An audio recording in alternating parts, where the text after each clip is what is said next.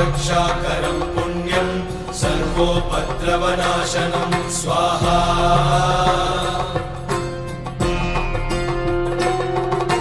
सर्वसम्पत्करं चैव स्वर्गमोक्षप्रदायकं ध्यात्वा नृसिंहं देवेशं हेमसिंहासनस्थितं स्वाहा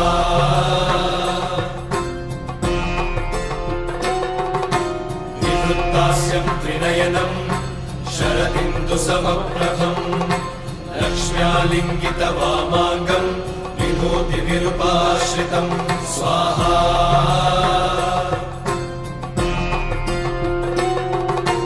चतुर्भुजं कोमलाङ्गं स्वर्णकुण्डलशोभितं श्रिया सुशोभितोरस्कं रत्नकेयूरमुद्रितं स्वाहा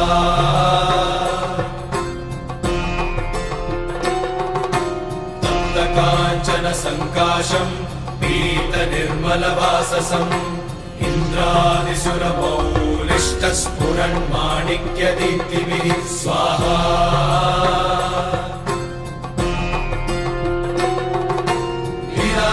विराजितपदद्वन्द्वं शङ्खचक्रादिहेतिभिः गरुत्मता च विनयात् स्तूयमानं मुदान्वितं स्वाहा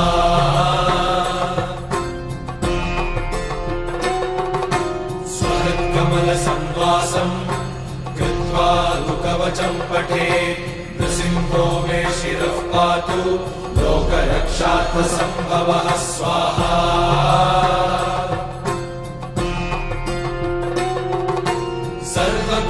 सर्वगोपिस्तम्भवासः फालं मे रक्षतु ध्वनिम् नृसिंहो मे दृशौ पातु सोमसूर्याग्निलोचनः स्वाहा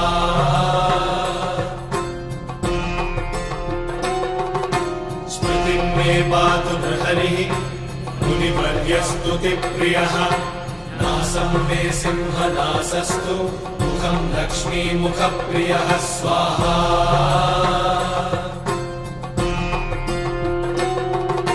सर्वविद्याधिपः पातु नृसिंहो रसना मम वक्त्रं पात्विन्दुवदनं सदा प्रह्लादवन्दितः स्वाहा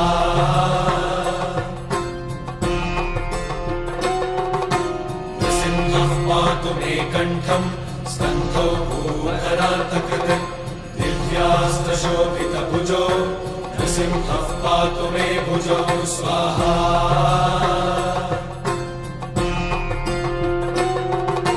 करौ मे देववरदौ नृसिंहः पातु सर्वतः हृदयं योगिसाध्यश्च निवासं पातु मे हरिः स्वाहा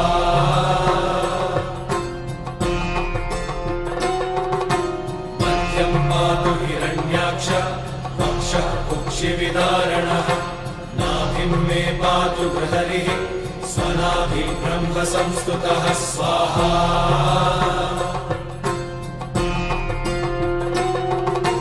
ब्रह्माण्डकोटयः कट्यां यस्यासौ पातु मे कटिं गुह्यं मे पातु गुह्यानां मन्त्राणां गुह्यरूपधि स्वाहा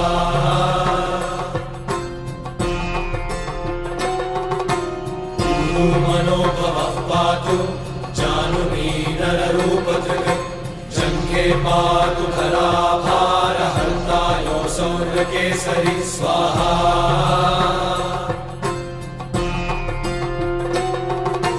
सुरराज्यप्रदः पातु पादौ मे गृहरीश्वरः सहस्रशीर्षा पुरुषः पातु मे सर्वशस्तनु स्वाहा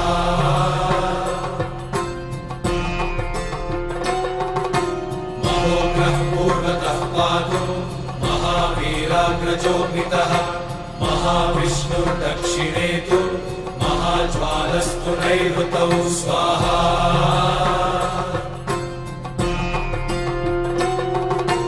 पश्चिमे पातु सर्वेषु दिशि मे सर्वतोमुखः नृसिंहः पातु वायव्यां सौम्यां भीषणविग्रहः स्वाहा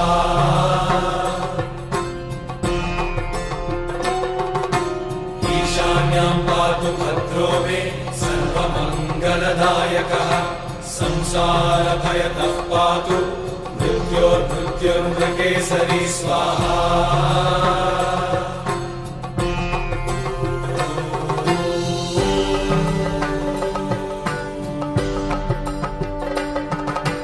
गर्जन्तं गर्जयन्तं निजभुजपटलं स्फोटयन्तं हरन्तं। गर्जन्तं गर्जयन्तं निजभुजपटलं स्फोटयन्तं हरन्तं स्वाहा। दीप्यन्तं तापयन्तं दिवि भुवि दितिजं क्षेपयन्तं क्षिपन्तं। दीप्यन्तं तापयन्तं दिवि भुवि दितिजं क्षेपयन्तं क्षिपन्तं स्वाहा। क्रन्दन्तं रोषयन्तं दिशि दिशि सततं संहरन्तं हरन्तं। क्रन्दन्तं रोषयन्तं दिशि दिशि सततं संहरन्तं हरन्तं स्वाहा। वीक्षन्तं घूर्णयन्तं करनिकरशतैर्दिव्यसिंहं नमामि।